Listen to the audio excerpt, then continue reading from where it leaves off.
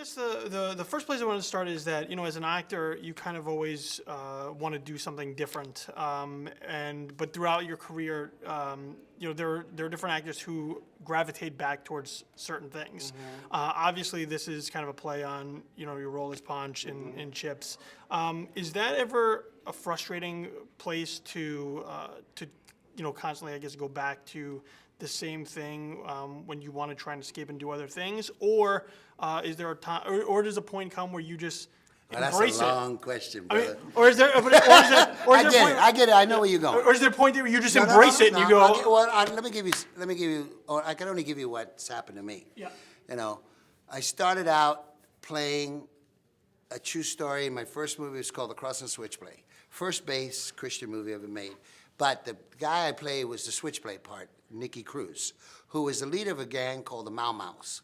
Major ass-whipping, bad-kicking street gang in the 50s in New York. Always in the Daily News. When I used to shine shoes at Columbus Circle, I used to see it in the Sunday paper, Saturday paper.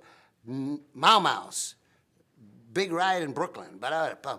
That's how bad it was then. But that's when the days when gangs used to fight with hands, sticks, maybe somebody got smart and made a zip gun. But no. Today, gangs are drug sellers today. Okay, that's a whole different can of worms. So I started out as a bad dude, And from there, I went on to play the Latino with the gun, the knife, the brick, the pimp, the bat, All right? Chips come along. And I almost didn't get Chips. I had to audition, I had to screen test, and NBC didn't want me because they said, nah, we've seen him on Kojak. We've seen him, he was an arsonist in Kojak. He was a heroin addict on Mannix. He was a killer in Hawaii Five-0. He was this and this. For a long time, I played the stereotypical, back in the day, Hispanic American. Chips came along, and the producer knew, he saw something in me that was Poncharello, that I had personally inside of me as a person that he wanted for the character. So he said, NBC's not really keen on you because they stereotype you. They do. So I ended up having to screen test. Once they put the uniform on me, and I screen test in uniform, that neutralized me. You didn't see bad guy, you didn't see anything. You saw a cop, you saw authority, you saw a good guy. Boom, I got it. And then that was a whole other thing, because this was 8 o'clock, Sunday night, the old Bonanza time slot, family hour, back in the day when it was only 3 majors, channels. My character was Poncharelli. He was Italian-American. I auditioned as an Italian-American for the role. When I signed my contract, I went into the producer's office and I scared the crap out of them, because I didn't demand, but they figured, oh, this kid's gonna be a real.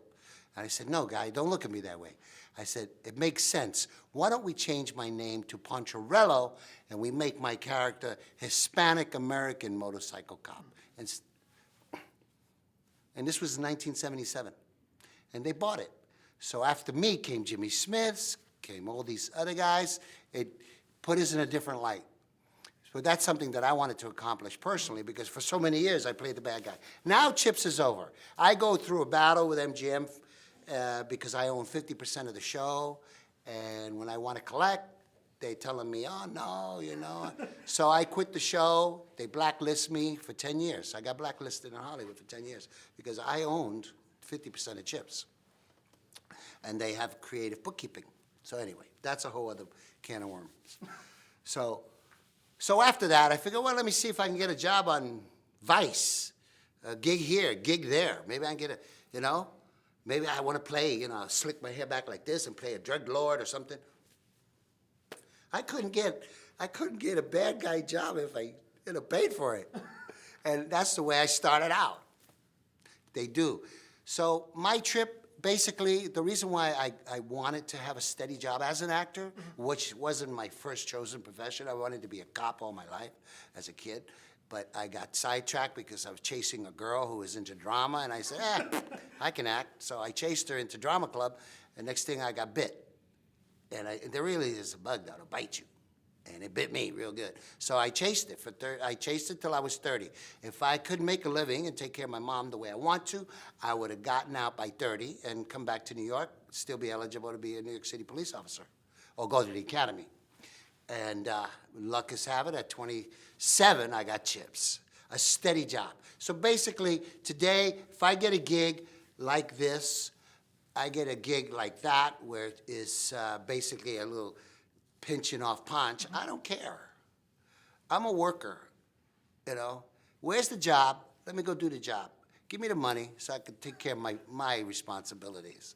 I'm a worker, so it doesn't matter. I mean, and I'm not stressed out or freaked out about, oh man, all I get is this. Nah, work is work. Staying alive, being active. Does that answer your question, It bro? does answer my question. Excellent subject. Thank you very much.